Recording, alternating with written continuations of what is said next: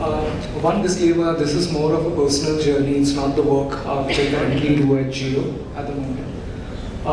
I termed this session as the weirdest session you would have come across, but somebody had to speak about this topic, so I started speaking about 2 years ago.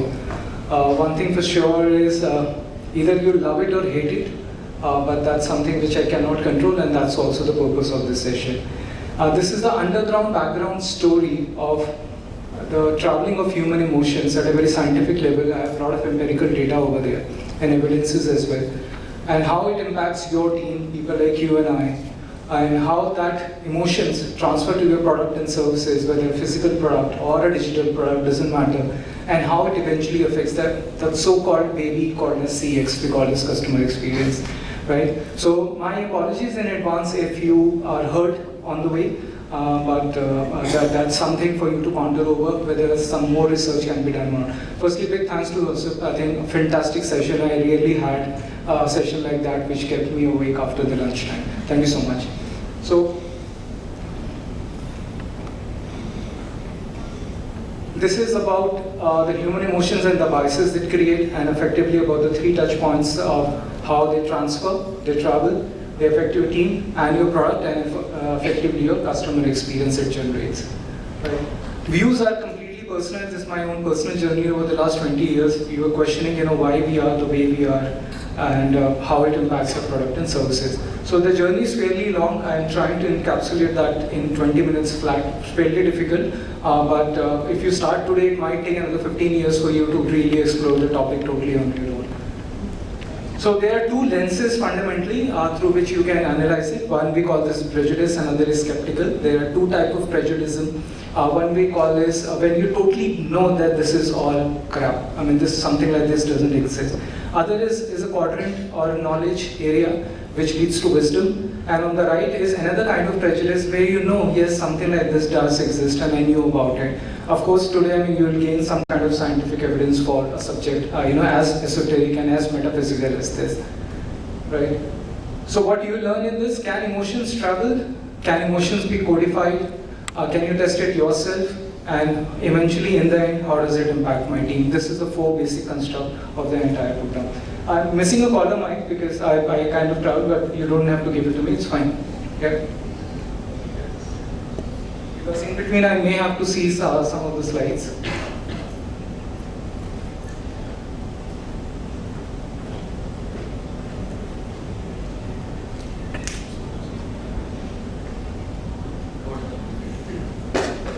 Can we just test it once? It's working? Yeah. Okay. This is a wake-up session, I'm sorry. This is the post-lunch. This is my favorite hour. Because it really wakes you up, right? So let's proceed ahead. So I start with a very sweet story. This is the story of a diamond merchant, and this is a true happening which happened in the Mount Abu camp at the Brahma Kumaris, where a rich diamond merchant was there for a meditation camp, and every day he was constantly having this dream that he is roaming around in the slums of Surat, and he's trying to hire a small shanty worth about 25,000 rupees, and he didn't have that money. So he got scared. He went to one of the teachers there and he asked, is this my future? Is this what I'll become after the camp? Particularly after the deep down Brahma Kumari camp. And the teacher had no answers then, but the same evening the teacher went over to the kitchen and she was talking to the cook over there who looked extremely worried. She was the Mausi of that camp who used to cook for that particular camp. And she asked, what is that, what's bothering you? She said, Didi, I'm trying, my landlord has asked me to vacate my shanty and I don't have 25,000 rupees and I'm trying to arrange that. And every day with this thought, she used to cook that food and this poor guy who started eating that food somehow decoded that message and started appearing in a dream in his particular memory bank. So this was one of the examples where a thought, invariably unspoken thought, transferred to the food, consumed by a human, and then possibly transferred to that person and decoded it into. So most technology people can understand as data in API packets. Very, very simple. So now we'll go a little deeper into how these patterns travel. So what is this the way I am here talking in English? You understand the language, you understand the verbiage, and you also understand the emotion, and your brain is decoding that. So that is an explicit method of communication travel. So there are 2 images out there. They're not saying anything, but they're saying something to you. At least, it's very easy. I'll go a little fast. The expression on the left is slightly angry on the threat domain, on the right is certainly sensual, right? At least for certain audience it may look sensual. For those who have become yogis, possibly your neural response is not that high. Congratulations for that, right? So this is called as an unsaid system. It's called as a non-verbals by and large. Now there is another connected story which is more on the lines of how the emotions was traveled, but they were used for a certain purpose. Again, this is a true story. This is narrated by Dr. Masaru Emoto. He is the founder of the Reiki movement which happened in Japan. So two villages, they were sharing a common water body. It was a pond, and they had constant quarrels and fight, who will take the largest share. So one group particularly, on the left side, they went into meditation and they started charging the water with the feeling of human happiness, love, compassion and faith. And gradually they started mutually sharing the water, and the entire conflict died down on its own natural way. So he started decoding why this happened. So on your left you will see water crystals. When they are exposed to very horrible emotions, they behave in a certain order, and water crystals, they also behave very beautifully if you expose them to a more, comfortable set of emotions, which are the lighter set of emotions. Whether you call this happiness, you call this, peace, blah, blah. So he started then experimenting it more, and then he went a little more deeper into the various kind of emotions, and he was astonished to see that water crystals, they actually respond to every kind of an emotion, and the beauty part of that is they also record it. So it's almost like a memory card recorder which records it up to 6 to 8 days. So you need to recharge that with the feeling after end of 8th day. Now, when I was looking at this as an aspect, I was still looking at, is there a more scientific evidence from an Indian perspective? So I came across this entire treatise of Natya Shastra written in 4th century by Bharata, where I hope some of you know this, the Navarasa theory.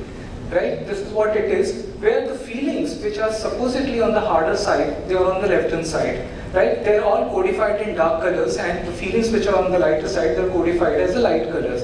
So possibly in 4th century, and I won't say possibly because I recently met somebody who can actually see these colors with their bare eyes. And they could comprehend, decode this color, and then put that into treatises for a very, very simple logic, where if your entire dance drama is full of action and passion, it needs to have color on the left hand side. So your costumes, your music, your ambience, everything need to follow that. It's a very, very simple branding theory, that the feeling of that particular chapter of branding with a love or compassion need to go as a color order as well. Then coming back, this was a photography invention which happened in 16th century, got properly discovered in invented in 1930, came to be known as Kirlian photography. Some of you would have heard about that. Then 1970 it got evangelized as a proper institution for measuring the energy system of human body. So if you see, you will find a very direct correlation between this and this, where anybody who's into a lot of anger tends to generate darker shades of the color. So they started experimenting water before the charge, then they prayed with the water, and then the water changed the color tonality. I'm just taking a little pause. I know how this is getting connected to CS. Just give me 10 more minutes. I can see from the expression. So this is the hot soil and the cold soil. And you've heard of these concepts where you walk into a certain land, you suddenly are at peace. You don't know why. This is the reason. And you're sitting next to somebody in a flight, you just feel like getting up because the vibration of that person, which you say, my sixth sense got aroused, and I felt like leaving out. That was nothing but that particular energy which was getting transmitted from your radio, which is your body. Right. A more practical experience now on the profitability side took place almost 10 years ago. It started with Brahma Kumari Foundation, and they started something called as yogic farming. I now go a little slow because I think I've capitalized on time because all this was a little hush-hush. So they did 3 types of farming. The classic chemical farming, then followed by the organic farming and the yogic farming. So the techniques of organic farming, you are aware that you procure everything as a manure from nature and then you put it back, right? So what they did was, they did something very, very different. They devised techniques throughout the entire crop cycle, right from the germination of the seed to the stalking of the seed. So their didis, they sit with the seed sack for 3 months and they talk to the seed, almost like You talk to a seed as a little embryo inside the womb of a mother. You talk to him or her as a person who will go out, right, germinate, bloom, talk to sun, like all these kind of beautiful emotions for over 3 months, and then they actually plant the seed. Then they also dissect the entire chapter into various stages. So they talk to reptilians, they talk to rodents, they talk to insects, and they ask them, hey, you're beautiful, can you please leave my field? So they don't use pesticides, they don't use insecticides, right? But as a result, what happened was really astonishing. In 3 years' time, the land, which is nothing but the womb, got recharged. So it was recharged, that you remember that visual, hot and cold soil? That got recharged with a lot of good emotions. And 3rd year onwards, they bypassed the yield of chemical farming, which was, suppose chemical farming consumes about 20 a kg. Their input was just about 2 rupees a kg in terms of their yogic farming. So they had very less input, they had less amount of water being utilized, and they had higher output in terms of yield. Then they did something called as an attraction ratio. So they took all 3 stacks to the market: the chemical farming, the organic farming, and your yogic farming. The yogi walks on the extreme left-hand side. And they noticed that people were invariably drawn to the farming product of the yogic farming. That means that product was attracting attention, right? We don't think something like this in the terms of digital era, but something like this actually happened with them, where they had repeat customers for products which was grown up with love, care, and compassion. Right? So this was one of the ways in which you can call this, good emotions lead to better profitability, right? This is slightly scary, but I thought I'd touch upon it. I've been talking on this subject. Please request you not to look for these terms right now. It has a very adverse impact on your nervous system. I personally went through that. Few of my research group team members also went through that. I'll explain one by one.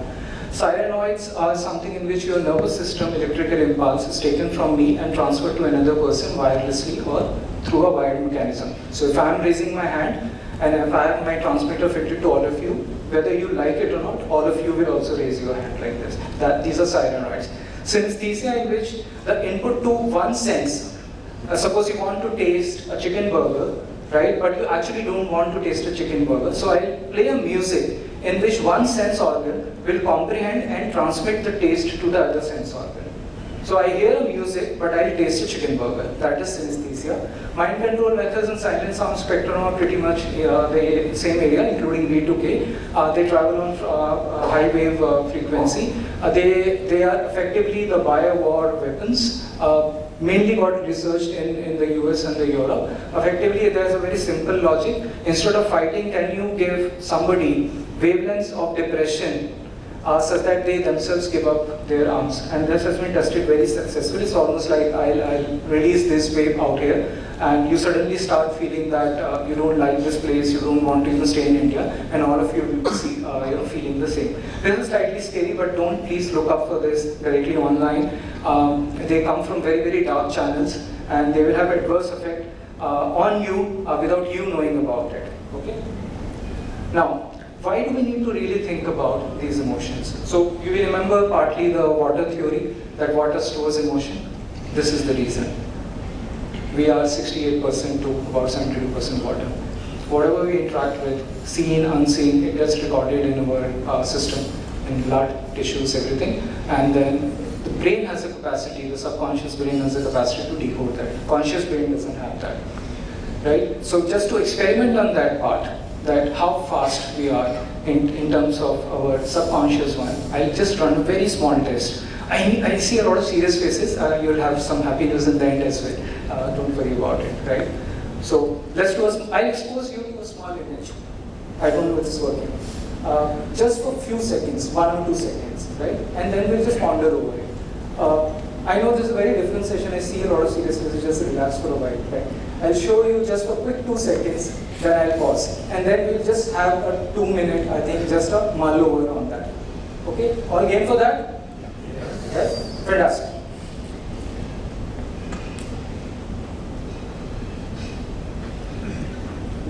Just about 2 seconds.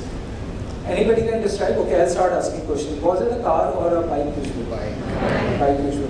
Was it in urban India or rural India? Were there 2 kids or more kids? Were there kids or adults? Approximately government school or a private school? Were all of them wearing helmets? Was it Uttar Pradesh or Kashmir? Possibly Uttar. Daytime or nighttime? Bike was traveling from left to right or right to left? Was it Hayabusa or regular bike? Was the driver wearing helmet? Were the kids having red color school flag, green or brown? See, if I go on and on for next half an hour, you will find your fantastic brain, all of us, have picked up this message, and within a fraction of 2 seconds, this brilliant mind of ours is processed. But did we realize it? Answer is we don't realize it. But all this background processing happens in the background. And a very direct reason for this is, we have got this beautiful limbic brain which we call as reptilian brain. It handles 99% of our processing throughout the day. We don't even realize it. Your thirst, the way we dress up, everything is governed by this particular guy. And the poor guy, which is the thinking brain, is really about 5% in nature. And that's a level of capacity of consumption as well, which is associated. So the limbic brain is associated with a survival factor, which is around these 3 factors. And in the quotient of survival, please mind that we are not given time. If a tiger is leaping at you, you can't have poetic thoughts there. Do I assess that, how beautiful the skin is, then by that time you're gone. And this is the same reason, even in this beautiful conference, if something just irks your, or twitches, or just bites your feet, suddenly you'll go this, right? Without a thought whether you're in a conference. This is nothing but the autopilot factor, and brain doesn't allow you. So, just to sum up this part, and before I end this particular part, so the story started with, the thoughts can travel, that's one. Water is a mechanism which records thoughts. Our body is made up of water, which is the scary part. That means somebody is recording that entire factor, right? Somebody decoded that they have colors. So there are now modern scientific technologies like Iranian photography, and hopefully someday we'll have this as part of Oculus and Geo Glass as well, right? Where you can see these colors and you can make out whether how healthy or bad a particular person is, what is the radiation I'm getting. Am I getting erotic radiation from somebody? You can actually see that. And there are people in Earth right now in India who can actually do that, right? Okay? Most of this is unprocessed by the conscious brain because that's handled by the lower brain, which is much, much faster than our actually conscious capacity.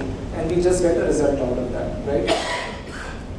Now, you know about some of these right from a childhood. We used to pray before food, kitchen next to the prayer room, right? These are very common. This is the reason because you generated a certain emotion and you always wanted that emotion to go. And that's why water is always considered very, very sacred in India. We had rituals for bathing, we had rituals during childbirth, during cooking, everything was corrected on that. And this is not sectarian, it's nothing to do with Hinduism or Christianity. There's a common science, you would have heard this as well. हर किसी के हाथ का पानी नहीं पीना चाहिए. I don't know if you've heard that, right? This comes from that particular logic, and this is the reason why we get attracted to few people and we get repelled from few people. Now, just to add everything in the end, from a team dynamics perspective, how does this boil down to an organization like us? And now I'm coming more closer to product development teams and technology development teams. This is an absolutely unresearched area. Mind you, nobody of you will actually gear up, get up today and say, I will follow this in my organization. We are all products of Western civilization. The day you have this theory from Harvard or from Kellogg's or from Princeton with some 6 spiritual theory, just like Six Sigma, and that they're deployed with the brand name, and you have someone like as Kotler Jr. writing about this, only then you will follow, right? But any of you, if you are really interested, you can still take this up, right? Because this is a life tangible proof. Okay. Now, what soil your team is made up of? What happens now is, this is the construct of the soil. Anybody who is right now available in this room, whether you believe it or not, we are made up of these constructs. So we have, the way we have become, it's like by doing things ourselves, something that we have picked up passively, which is bullet number 2, the concepts that we have inherited from our parents, knowingly, unknowingly, or the experience from the family, right? Then below the fold is something again subjective in nature, whether you believe it or not is totally up to you. So we have inherited a lot of things from our parents. The child once got incepted in month number 4 inside the womb. They also have experiences in which they absorb a lot of data from the mother and from the surrounding, and hence you hear that right? Play classical music or don't fight when the lady is, pregnant, right? I hope you would have heard of that because the child has a capacity to absorb experiences, right? Other are your experiences from past to birth. Again, this is subjective. It's mentioned in Sai Satcharutra, concept called as product, and hence you'll find a 3-year-old playing the tabla, right? Or somebody who's become a child prodigy in a certain area. The original sanskars of the soul, that also gets come along packaged along, and experiences from the non-sensory, which I've spoke about. Now, whatever we have picked up till now, which is about these 7 components, get packed up in us as a driving software, which is called as Swabhav. There's a lot of research going on. Swabhav is an innate nature, which is a combination of all that. And you have something called as Swadharma, which is your work field area, right? So there is a dissonance when your Swabhav and Sadharma is not matching, and I quote that with an example. It's a real example of a surgeon who was born and brought up as a very angry and aggressive person, very angry and aggressive, and he became a surgeon. So, do you think this is a right area as a curve area? It's absolutely a wrong area. A surgeon who's extremely angry and abusive all the time and operating on a patient is scary. On the contrary, somebody with a very compassionate and benevolent heart took birth in a defense family, joined an Indian army. Right? So again, there is a dissonance over there. So that is, these researches are now coming to the forefront. There is an organization in India called as Soul Temple. They help you discover your Swabhav and Swadharma over a period of 7 months. So in a 7-month period, you are in a residential camp, and we keep on experimenting various parts of you, because that's what we do. Sometimes we go for trekking and we create a business out of that, and we get bored out of that, right? After 2 years, and we realize we don't want to do that. We jump over to some other thing as well, right? So that is nothing but your own journey of discovering your own Swabhav, so that you can connect with your Swadharma over there. This concept is beautifully communicated in this tri-series, though it's a kind of a mythological series by Amish Ji, in which he spoke about how a particular civilization worked on a particular human, which we called as Gurukul, for 14 years, in which the child discovered what is the true Swabhav and what is the line of profession the person needs to have. Because the dissonance in the society comes only after the factor when we want to do something and we are not allowed to do something and we end up something else. That is what India was all about: engineering, medical, IS, and now MBA and IT. Right? There was no other 6th category which was kind of evolving in nature. Right? So few tips. So if you got a product which is into, let's say, common product, if you got a baby as a product, so you nurture a team, or you discover through some analysis whether the team naturally like babies or not. Right? If you have people who are very adventurous in nature and they end up into this kind of product, there is always a dissonance. They will be never at peace, and that incompatible energy will go to your product.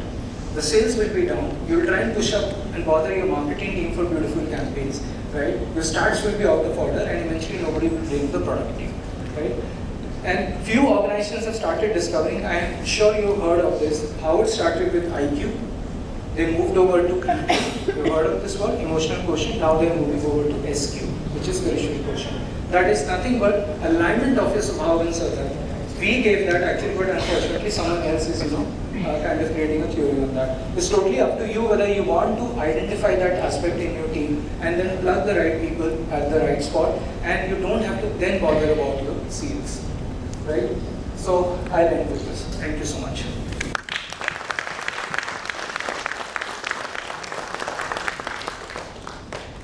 Thank you, Mr. Joshi. Do we have any questions for Mr. Joshi?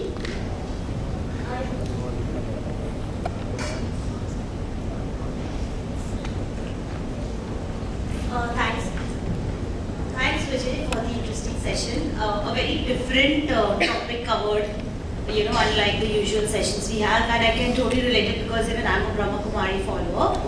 I have a very tricky question to you because you come from a telecom and one of the leading... No, I'll just expose. Firstly, I'm not authorized to talk on a public channel about Geo, that's one, but I can still answer that. This was about the generation of a human emotion, not by an artificial source.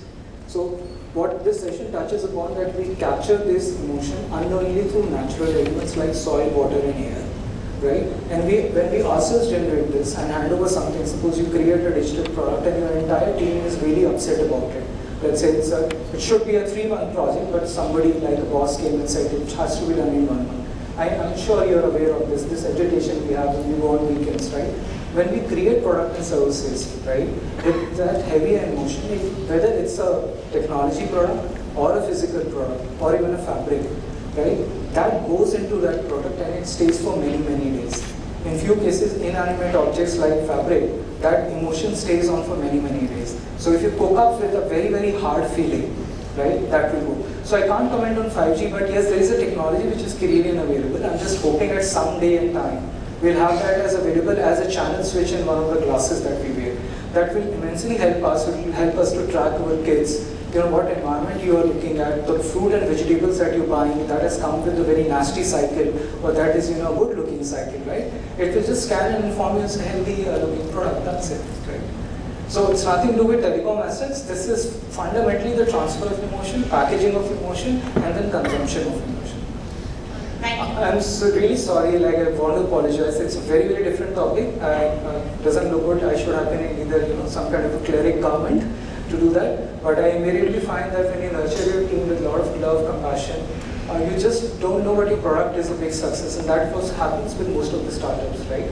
When you enter that room, 15, 20 people, a lot of energy in the area, you may eventually find some kind of success. But as the organization matures, people join, they have their own set of targets. You have these cases of people leaving companies because you are not aligned to the boss. The boss is not cool.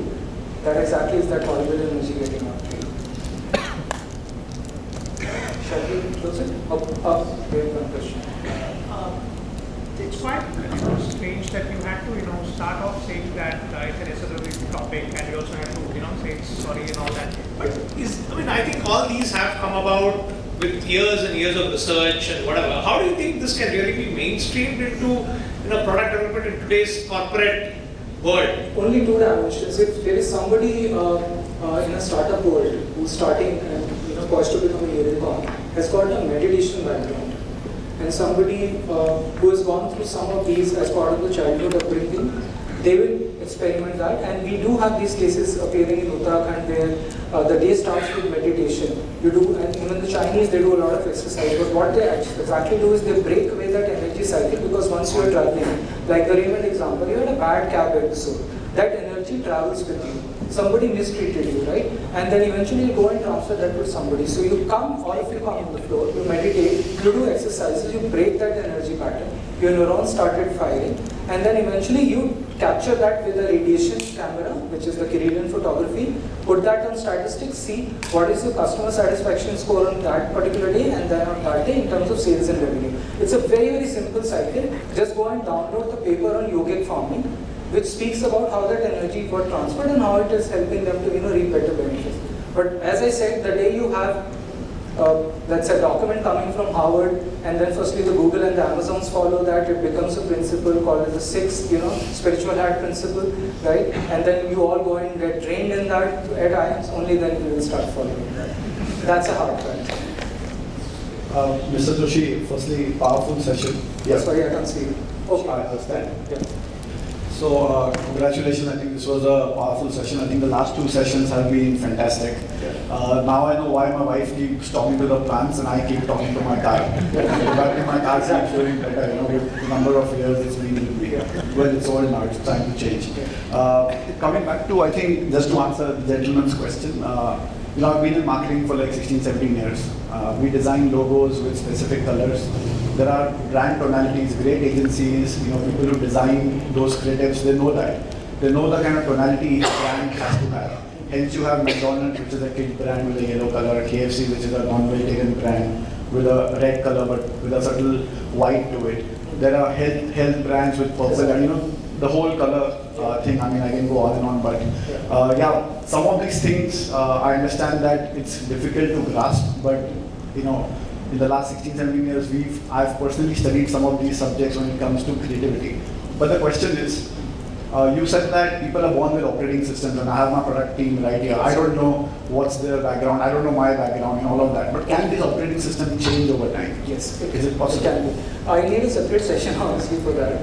But there are shortcut methodologies for that. So we spoke about the Swabhav part of it, which is a combination of the DNA, which is the original God DNA, then your parents' DNA, right? And then the things which you absorb over the period of time. There is a definite method to delete some part of that. It cannot be removed, but you can possibly remove it. But there are various ways, which is the awakening part of it, which is there with the human. Till the time you question that something is correct or incorrect, right? Only then it can happen. So there are set methodologies, all took birth in India. That is the beauty part of this land. It all depends, what channels you want to explore.